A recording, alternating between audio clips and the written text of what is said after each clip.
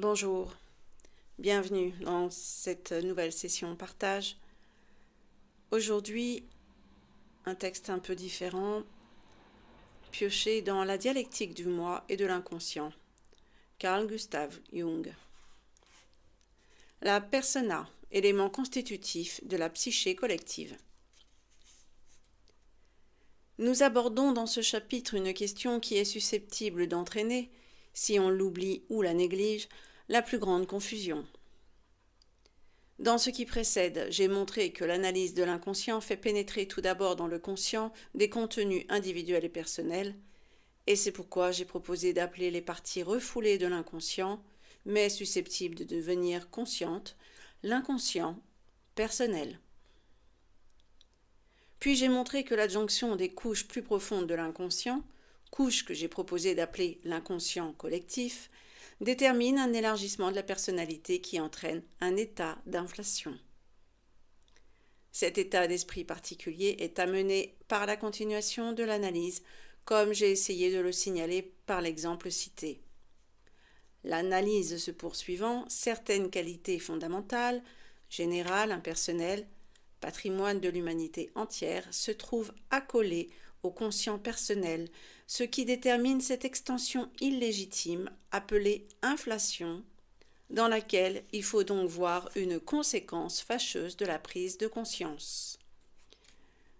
Nous en arrivons à la note de bas de page, à laquelle renvoie l'expression la prise de conscience. Cette conséquence fâcheuse d'un élargissement du conscient n'est en aucune façon un phénomène spécifique du traitement analytique. Ce phénomène apparaît chaque fois que l'homme, confronté avec une connaissance ou un savoir nouveau, en demeure marqué, médusé et quasiment terrassé. Le savoir gonfle l'orgueil, écrivait Paul dans son épître aux Corinthiens, car le nouvel enseignement avait, comme cela se produit toujours, égaré la tête de certains. L'inflation, indépendante de la nature de la connaissance, est provoquée par l'impact d'une connaissance nouvelle, quelle qu'elle soit, qui peut s'emparer d'un esprit faible au point que celui-ci s'en trouve obnubilé, comme hypnotisé, qu'il ne voit et n'entend plus rien, et qu'il croit même avoir découvert l'énigme du monde. Cette disparition de tout esprit critique ne va pas sans entraîner une exaltation orgueilleuse et vaniteuse du moi. Or, ce phénomène constitue une réaction si générale et si universelle que déjà dans la Genèse 2:17, le fait d'avoir goûté au fruit de l'arbre de la connaissance constitue la chute dans le péché, entraînant la mort. Certes, on a d'abord peine à comprendre pourquoi un surcroît de conscience, qui s'accompagne d'une pointe d'orgueil et d'un tantinet de vanité, est chose tellement dangereuse. La Genèse représente l'acquisition de la conscience comme la violation d'un tabou, et tout se passe comme si, par la connaissance, l'homme avait outrepassé frauduleusement une limite sacro-sainte. La Genèse, je le crois, a raison, en ce sens que toute démarche vers une conscience élargie entraîne une sorte de culpabilité prométhéenne. La conquête d'une connaissance nouvelle est un peu chaque fois un rapt du feu, commis au détriment des dieux, ce qui signifie en langage psychologique qu'un élément jusque-là détenu par les puissances inconscientes va se trouver arraché à cette connexion naturelle pour se voir soumis à l'arbitraire du conscient. Mais par contre-coup, l'être qui a, pour ainsi dire, usurpé cette nouvelle connaissance, subit une transformation et un élargissement de son conscient tel qu'il n'est plus tout à fait semblable à ses contemporains. En s'élevant au-dessus de ce qui constitue la condition humaine du moment, il réalise partiellement le symbolique « vous serez semblable à Dieu », mais du même coup, il s'éloigne des hommes. Le tourment de sa solitude, telle sera la vengeance des dieux. Il ne peut plus trouver la voie qui le remette en contact avec les hommes. Et il gît dorénavant, ainsi que le mythe le raconte, enchaîné aux rochers solitaires du Caucase, abandonné des dieux et des hommes. Et bien voilà pour ce partage de texte qui émane donc de la dialectique du moi et de l'inconscient de Carl Gustav Jung, qui trouve toute sa place à propos de la voix du soi, puisque Jung ici parle du processus d'individuation, qui n'est rien d'autre que justement faire éclater, faire émerger, laisser advenir le soi. La deuxième face de la médaille, qui répond et plutôt supplante le moi avec un grand M.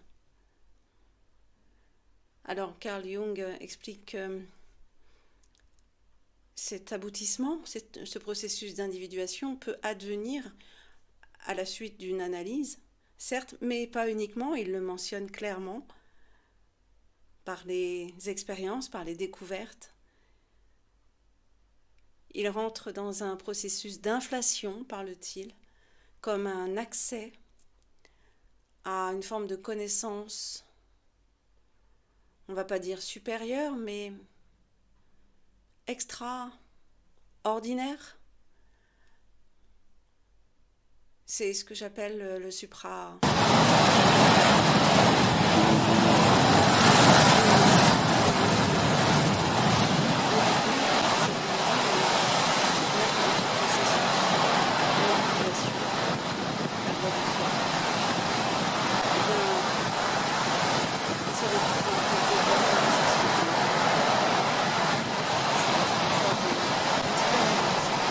Puisque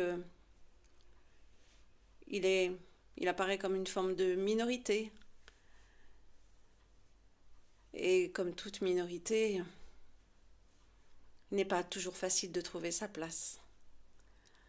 En revanche, intérieurement, c'est tout de même une libération.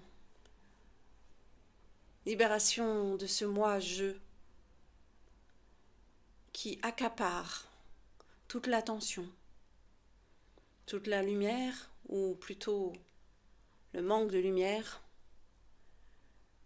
qui empêche effectivement l'éclosion du soi, en lien avec le suprême, avec la source, ce qui a fait advenir toute vie sur terre et tout élément porteur de vie dont nous sommes.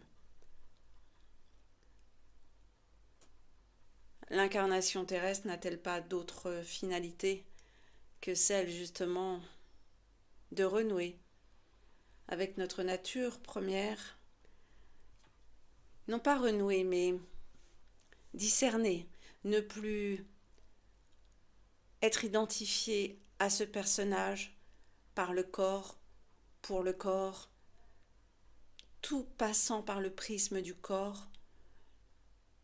Existe cette voie, la voie du soi. Effectivement, synonyme du processus d'individuation, très très bien déployé bien sûr et mis à jour par Carl Gustav Jung. Il y avait ici inspiration pour un partage un peu plus d'une approche psychologique un peu plus profonde. Merci de votre écoute. Merci de votre attention. À très bientôt.